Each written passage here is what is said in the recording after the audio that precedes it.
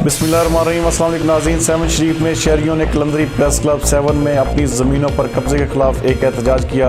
हमारे नुमाइंदा खसूसी वकार अली के मुताबिक यार मोहम्मद गंभीर, अब्दुल रज़ाक और जमील अहमद गंभीर ने कलंदरी प्रेस क्लब 7 में एहतजाज करते हुए कहा कि हमारी 13 एकड़ ज़मीन पर तकबेदार और सुपरवाइज़र और मुख्तियार का 7 लाख रुपये लेकर दूसरों के हवाले कर रहे हैं।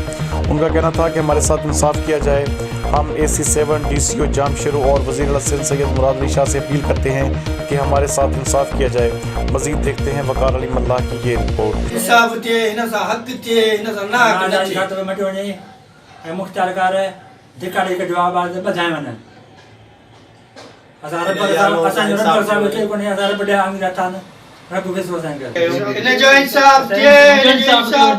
तपेदार गुलाम कादिर जमाली इमदाद हिंद लोहड़ियो मुख्तार कार मां दरख़्वास्त करणी हुआसीं नाजाइज़ खाता मटिया विया।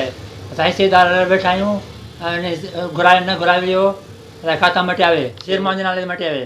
सरकार लोहड़ियो साहिबु जमाली तपेदार जमा शुरूआत घण में लखे रुपया रुसियो जरी मां दरख़्वास्त करणी हुआसीं, मूंखे उछला दरख़्वास्त उते ॿधाई न मुख्तार कार हिंद में दरख़्वास्त करणी हुई उते पुलिस घुराए ॿधाई न उते त ॿधाई न इहो असां न घुरायो। असांजी मां ॻोठ रबियो गंभीर वेठो आहियां।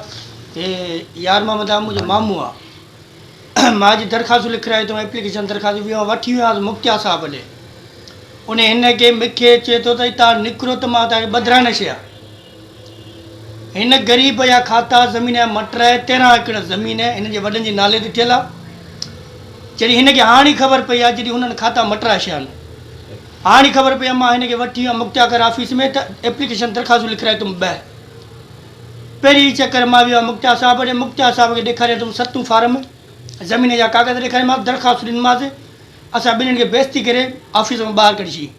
मां ॿाहूं थो ॿधा साईं मुराद शाह खे, साईं ममता शाह खे, साईं DC जामशेरो ज़िलो, महिरबानी करे हिन जो हक़ कयो ऐं इंसाफ़ कयो।